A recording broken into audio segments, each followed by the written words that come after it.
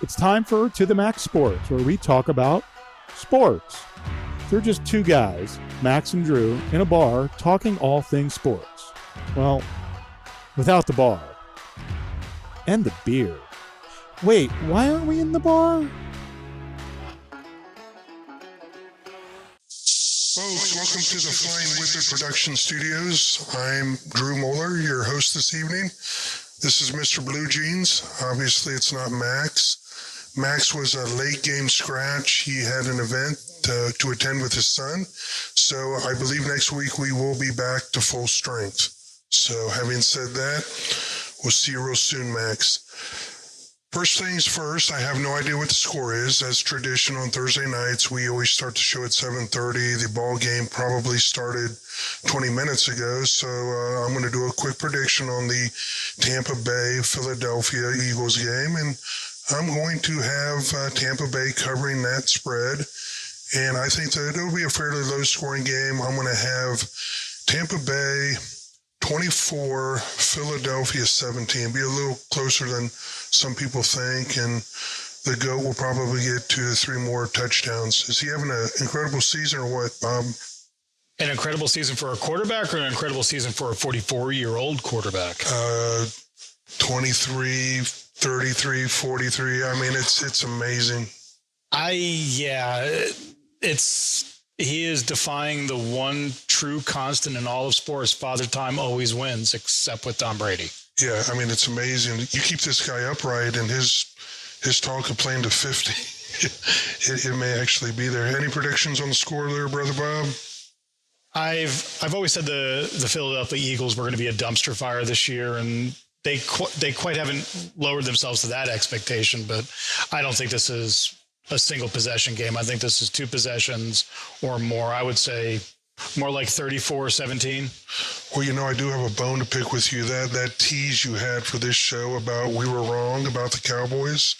I mean, at this point, we did have them at 3-2 for our picks, but, they're 4-1, arguably to me in the weakest division other than maybe the AFC East. So you can only play the teams that are put in front of you. So they're 4-1. Dak Prescott looks good, yeah. And Zeke and Pollard. I mean, that whole platooning running back thing. I don't place much emphasis these days on like a single running back at the forefront of your running attack. So platooning them the way they've been doing it, that offense looks pretty damn potent. Yeah, I guess I haven't lived in Texas since '91. Watching the Cowboys for some 30-odd plus years as a resident of Texas. I'm just ready for them to implode, and it's going to happen. I just don't know when. It is a question of when. Maybe it's March, not January. Oh, we'll see. We'll see what happens. Guys, I got a special guest I'm bringing on. He's on the phone with us right now. He runs an all-military outdoor organization doing a lot of great things in correlation with some nonprofits. He's the CEO, and correct me if I'm wrong, Cody, the CEO of... Hold on. We're calling him right now. Oh, we're calling him, okay. Yeah. Well, at any rate, what I was going to tell you, he's the CEO of a great organization. Yes, sir. There's Cody. Cody, we got you on. I'm just telling the folks out here that you're the CEO of a great organization called the Army Bass Anglers that works with, it's an all-military outdoor organization that works with a lot of veterans and does great causes for a lot of nonprofits out there. So I just wanted to introduce you, welcome you to the show. I know that we spent some time together in the military. And you're a good guy. I admire the work that you're doing.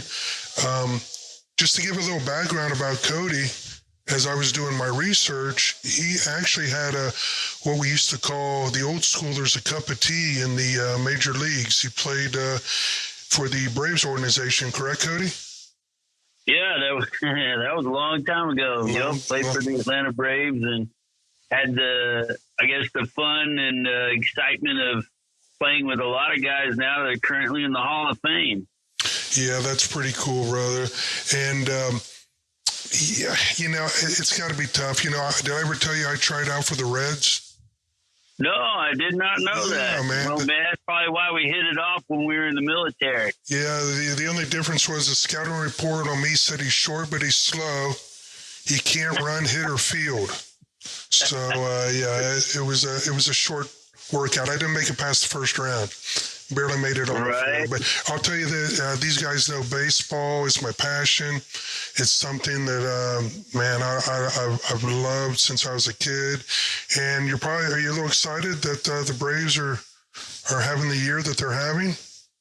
They are. They're having a great year. Currently sitting top of the standings in the NL East and headed into the playoffs with an incredible winning record this year. I believe they're like 88 and 73 or 72, I believe it is. And so they're doing really well. I'd like to say that I know some of the players, but I don't because I'm old as crap now. But I still follow them, and I'm more of a Texas Rangers fan now than I am an Atlanta Braves fan. It's been a rough year. If you're a Ranger fan. Yeah, for the Rangers, it was brutal. But, I just love going to the ballpark and being under the lights and seeing the players. And, believe it or not, I look out on the field and I see how young they are. And it sets me back in time and reminds me of some good times and of course, some memories. And, I wish I'd have done this, kind of done that kind of stuff. And but I enjoy it. Yeah, life always steers you in the direction it's supposed to. But, I can imagine because, I played baseball all the way through a little bit. Again, I tried out in college, wasn't good enough. But just watching those kids play, it makes you just want to run out there and grab a glove and think you can still do it, even though you know you can't. Right. Well, on to what you do.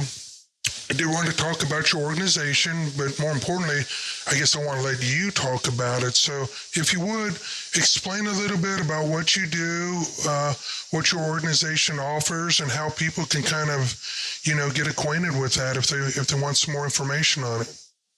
Sure. So Army Bass Anglers was started almost 17 years ago. This was before I met you.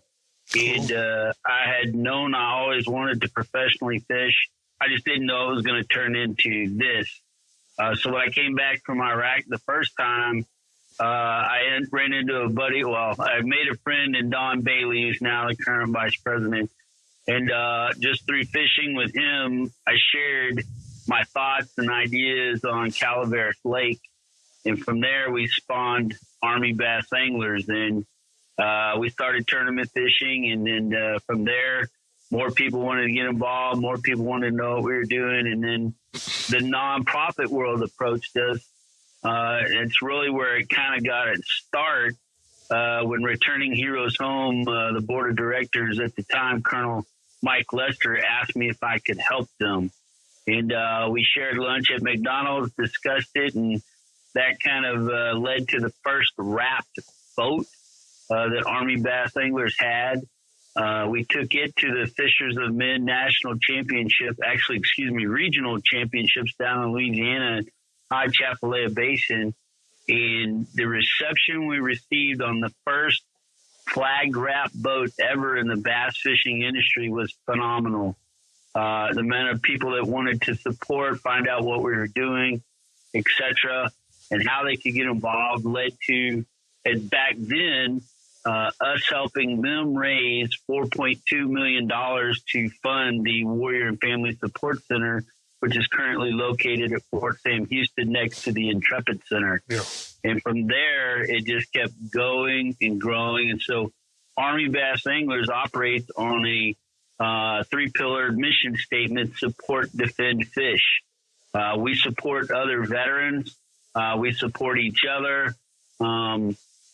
We support military nonprofits, and them being in particular. And then from it, you have the defend piece, which is literal. So everybody in the organization has honorably served, currently serving, etc., across all 5 branches of the military, and I guess now 6 with Space Force. And then the fish piece, fishing is the platform in the outdoor industry, is the platform in which we do the supporting piece on. So we fish all across the country. Currently, we have 57 boats running the country. We've got about 80,000 members that all fall under this mission statement to help these military nonprofits. And so how can you get involved? Join the organization by simply visiting the website and throw your name in the hat and become either a task force member or a coalition member and help us help other veterans, help us help military nonprofits, just kind of turn the tails back inward and help each other, do what's necessary to help these military nonprofits, because we still have soldiers returning from theaters of operation that need our support, whether it be PTSD related or TBI related, or for that matter, traumatic injury.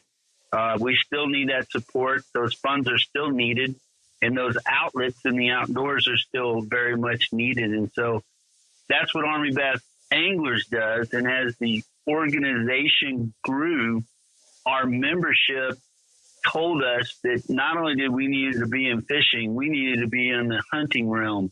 And so we launched Army Buck Hunters, and then from there, Army Redfish Anglers, which led to Army Duck Hunters, and now Army Hog Hunters. Yeah, and that's so awesome. we cover the entire spectrum of the outdoors. Well, I and we see have you members. Go ahead. Go ahead. No, I said I see you on Facebook tightening up your shot group on your bow and arrow every now and then. Yeah. So once I started fishing competitively and done really well, the more I spent time in the outdoors on the hunting aspects, I really became fascinated with the bow, the archery crowd. I can shoot guns all day long. I've done it my whole life. We both have. Yeah.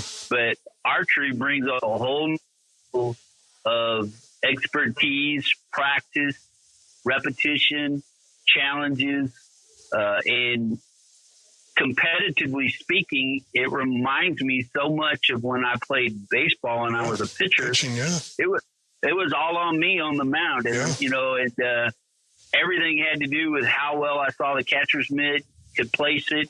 So for me, it's a lot like placing a fastball across the plate. I got to put that arrow inside that tiny little 3D target in competition. And so I started competing at Texas Trophy Hunters National Archery Competition in the hunting division. And so that's been very exciting for me personally. Yeah. But organizationally, it's allowed us to reach out to even more outdoorsmen, service members, and bring them into the fold to help do what we do. Yeah, that's super cool. And, Cody, at the end of the day, it doesn't matter what political spectrum you fall under, be a Democrat or Republican. I think everyone can agree that our veterans that have served this country are our heroes. They deserve all the love and the support that they can get. And, it's great organizations like yours that really reach out and change people's lives after that time served, or even during that time that they're in the military. Real quick, can you give me the website or somewhere that we can have people go to if they're interested in joining this mission? Oh, definitely. Go to www.armybassanglers.com or armyhoghunters.com or armybuckhunters.com or armyredfishanglers.com, and last but not least, armyduckhunters.com. And then from there, you just select which branch of service you fall up under, and you can join the fight to support defend fish or support defend hunt. At all events we do across the country, and we do about 37 to 48 events across the country, and that doesn't count the television shows. Well, that's pretty cool. Thanks for joining us. And again, you can help us, Cody, by just telling friends about our outlet here. You're going to be a friend of the show. You can call in. You can give information. We will post it live. Any of the people that are part of your organization, if you can tell them to go to YouTube and type in To The Max Sports, we will use your platform as a platform to reach others and have them join your organization. And we really appreciate you being on the show this evening. Hey, I appreciate you guys having me, and just call anytime. I'd love to come on and share the mission, and I appreciate your service as well, and you guys taking time out of your busy schedule to have us on. So appreciate it. No worries. Cool. Thank you much, Cody. Take care, buddy. Cool. So, guys, it's a great organization. I think Bob's probably putting it up on a monitor now, if it's possible. Already did. It's already done. Fantastic. Well, okay, that was good. I didn't want to drag him into this dumpster fire, Brother Bob. But I guess we should talk about the Jon Gruden situation. So a lot's been made of it. Apparently this all started with the Washington Redskins situation that they had, where there was some internal harassment and complaint charges against the Washington football team. It actually, I was listening a little bit earlier to people talking about this. It's actually a little bit different. It's actually Bruce Allen's defense against a defamation lawsuit against some Indian group of some variety. And that's where this treasure trove of email is sitting. It's that lawsuit. Yeah. Okay. Yeah. It's at the point now where there's 650,000 emails out there. This was supposed to be an internal investigation. Now it's become public. It looks like Jon Gruden has been outed. There may be others. I have thoughts on this. There's a couple of things that concern me. One is, as human beings, we're all going to make mistakes in our lives. Some may be more egregious than others. But at some point, can a person move on? And maybe Jon Gruden will. But at some point, can a person come out, say, I've made some mistakes and not risk, having their life completely destroyed forever?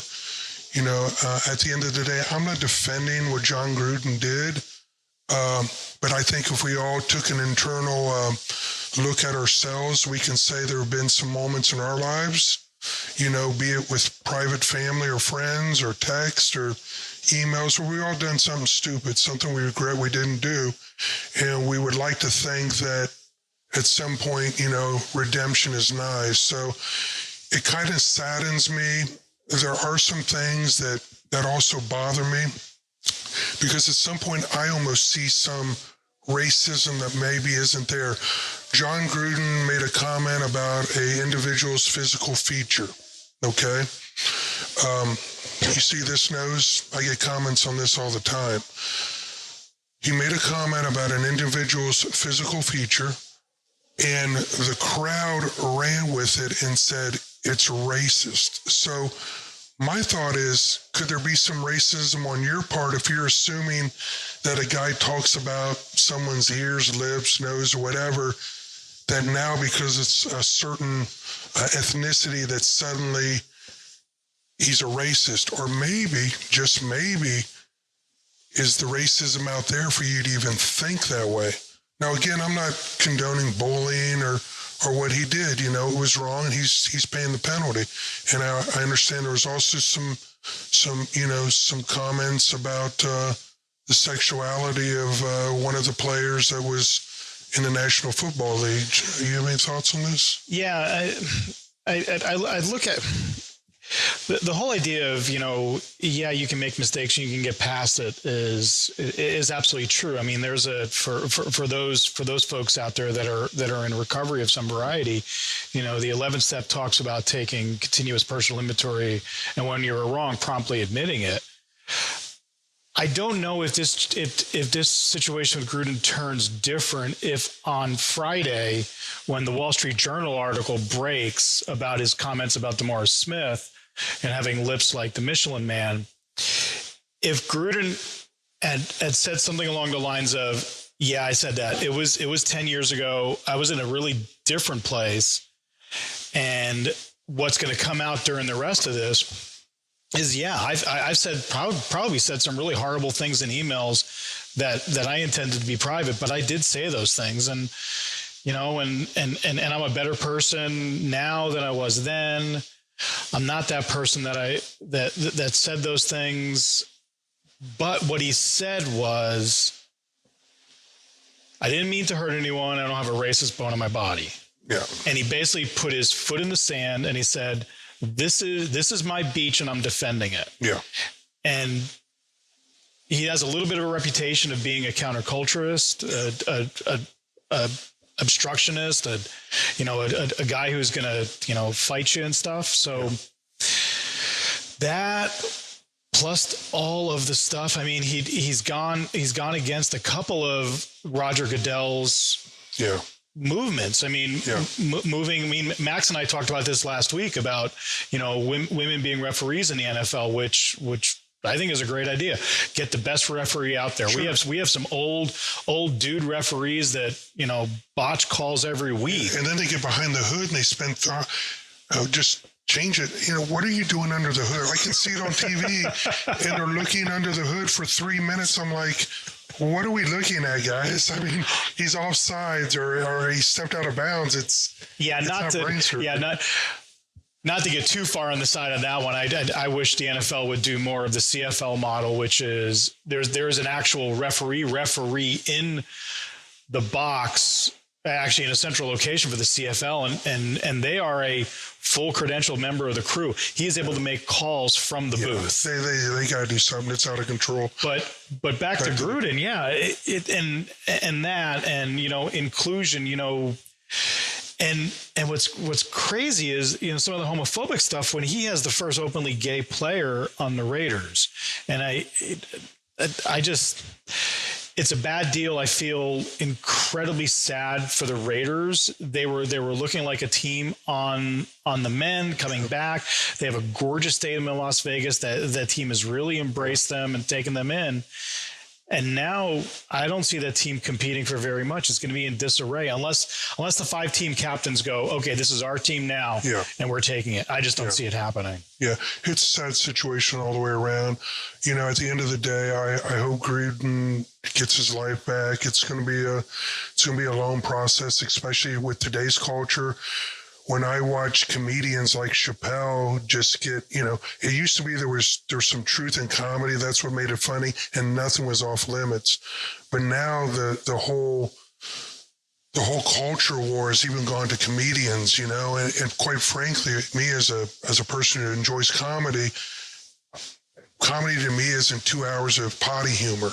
I want to hear biting, cutting, sarcasm, and jokes, and I don't know. It's and perhaps the pendulum has swung too far. I know I've had debates with friends about, can a joke be so patently offensive that it is no longer funny, that it goes over the line, and during discussions we have found some subject matter which probably is over the line, but I think the line has gotten too close.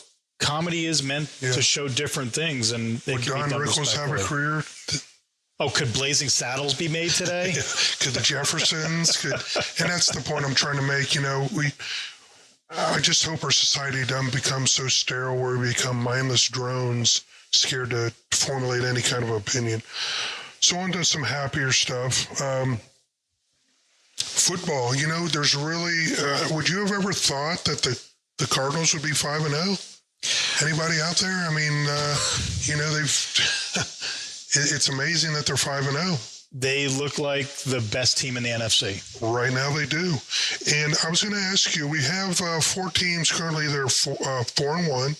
The Bills, Bucks, Chargers, Ravens. Cowboys, don't forget the Cowboys. And the Cowboys, you put that headline up, So are you telling me, is there any team that you would put above the Cowboys, the Bills, Bucks, Chargers, or Ravens right now? At a 4-1? I've been impressed on how Lamar Jackson is playing this season, and their offense seems to have really matured and gone to the next level. I did not expect this.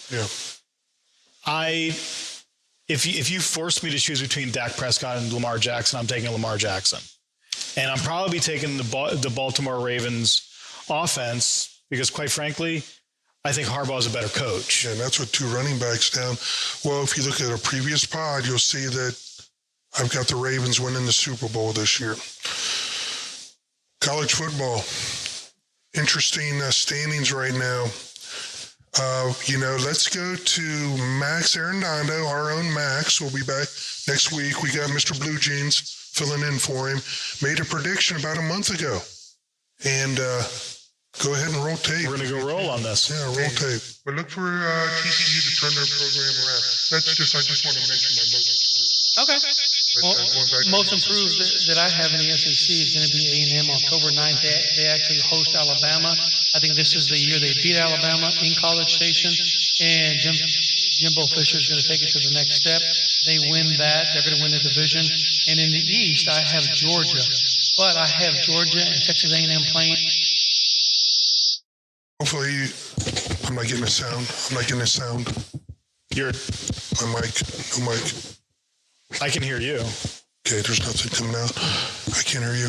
So that was Max's prediction as far as who's going to win, and he called it. So at the end of the day, he called it. Guys, I'm not getting sound in my earpiece, but I'll keep talking. Hopefully you can hear me. There we go. Back. Thank you. So good call, Max. But not to be outdone, I made a prediction about a team that was ranked 5th at the time, and that was Georgia. So, you know what? Can you roll that tape? Yeah, we're just queuing it up right now, and hopefully I don't get too much feedback on this. So while you're queuing that up, do you think the standings look just let me know After the first game. So you like Clemson in it? Yeah. I'm going to take Georgia. Georgia's got their quarterback coming back. They got a lot of starters. Georgia is actually my sleeper team. I can see them playing for the national championship this year. Guys, it's going to be a great, exciting year of college football. We're going to talk a lot of NFL. It's coming. So sometimes we just have technical difficulties. I don't know if you heard that or not. But at the end of the day, Max predicted that A&M would beat Alabama. And Georgia's perched at number 1, and I predicted that they would be number 1 and they'll win the national championship. And with that defense, it's going to be tough not to. I'm looking at the rankings right now in college football. Tell me if they sound good to you, Brother Bob. We got Georgia, Iowa, Cincinnati. Then we have Oklahoma and Ohio State. Now, when I looked at the strength of schedule, Iowa's got no one they're really playing in the top 20 for the rest of the season until hopefully they play Ohio State in the conference championship game.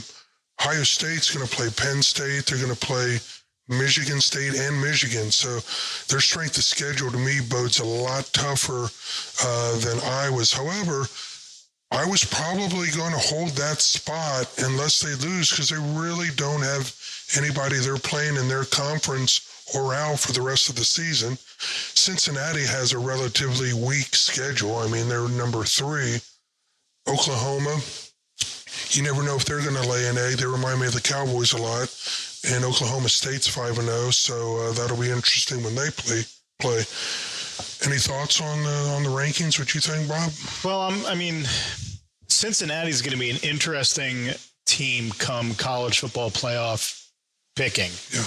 They're not going to lose the rest of the season. They play in a weak conference that they are in all likelihood going to win out. So that's going to be a very, very tough decision. I mean, do you put Cincinnati in over a 1-loss Alabama? Do you put Cincinnati in over a 1-loss Ohio State? And that's my point. And tell me if you think I'm wrong. If you put Alabama on any given Saturday, they're ranked 5th now, against any one of those teams ahead of them, less maybe Georgia, I think they beat them on a neutral playing site. I think that they beat Iowa on a neutral playing site. I think they beat Cincy. I think they beat Oklahoma, probably Ohio State, and they're ranked 5th. Saban is a little bit like Belichick for me. Well, minus last year and part of this year, that, don't bet against Saban. Don't bet against Belichick. I mean, put Saban in a winner go home game. He's going to come out prepared. Yeah. And as to Iowa, you know what Iowa stands for, right? I owe the world an apology. And for all the Iowa fans out there, I am sorry. That was a joke. I really didn't mean it. Okay, you didn't put it in a text or an email. We just said it out loud. Well, so it'll be interesting right now on the AP top 25. Georgia has all the first place votes. Interesting enough, on the coaches poll, Iowa has one first place vote. I always wonder about that. Is the Iowa coach voting for himself? There's an Iowa homer out there. Well, the way I look at it, Iowa probably, the two teams, Cincinnati's not going to drop out of it unless they somehow go with the strength of schedule and get slide backwards. Iowa and Oklahoma have the biggest chances of dropping out of that playoff top four. I think if Iowa plays Ohio State in a conference championship game, assuming Ohio State wins out, that Ohio State can beat them. And then Oklahoma, they could slide out with a loss to Oklahoma State. And I think Cincinnati's going to stay unless they slide out. Georgia's where they're at. I could see Alabama fighting their way back into the top four again. So. Yeah. I mean, it'll be interesting for me and what Michigan does coming out right now. They're sitting undefeated. Harbaugh has had issues at the back end of seasons. He's had issues with Ohio State. Yeah.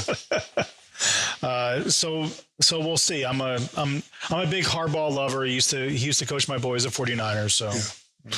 Well, it'll be an interesting, the seasons, things are starting to shake up. We didn't really get into a lot of baseball right now. We got a great game that's going to be going on. Can't wait to go home and watch the Dodgers and Giants play. Oh my God! I think this is the first time in the 106 and 107 games between the two of them. Yeah, it's the first time ever. It's insane. I got some hot sports opinion on that, but I'm doing the show by myself, and I was scared to death. And I think we probably have the longest show. We probably did since we started. So I guess, he was your whoopee. He was my whoopee. So, guys, you have a great evening. Thanks for tuning in. Again, please hit that subscribe button. Go to YouTube. Hit To The Max Sports. Make sure you add sports, To The Max Sports. Hit the subscribe. If you do that, send an email to me personally, andrewmoeller65@gmail.com.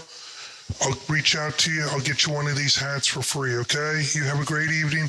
We'll see you back at full strength with Max next weekend. Thank you. Yeah, and absolutely a huge thank you to Cody Roberson coming in and talking about Army bass anglers and Army buck hunters and Army hog hunters and duck hunters. All the other ones.